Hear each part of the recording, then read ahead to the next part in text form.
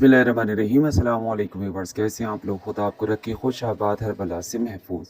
Sugar ज़ियाबी दस्त का इलाज बिल कुरान।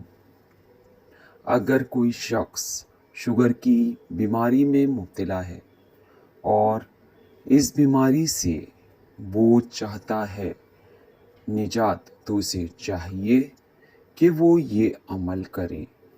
इंशाअल्लाह ताला उसे बहुत फ़ायदा होगा और आप देखेंगे कि ये अमल करने से आपकी ये बीमारी बिल्कुल ख़त्म हो जाएगी और बहुत जल्द इंशाअल्लाह आप शिफा पाएंगे।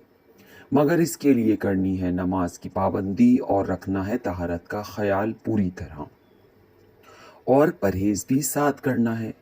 अमल कुछ इस तरह है कि आपको फजर और इशा की नमाज के बाद 11 मरतबा दुरूद इब्राहीमी अव्वल व आखिर पढ़ना है, और इसके बाद आपने सूरह तारीख की ये आयत नंबर 8 को एक बार पढ़ना है।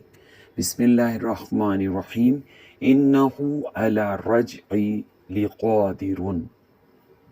इस आयत को एक मरतबा पढ़ें और उसके बाद सूरह अल क़ारिया 7 मरतबा रोज़ाना पढ़ना है।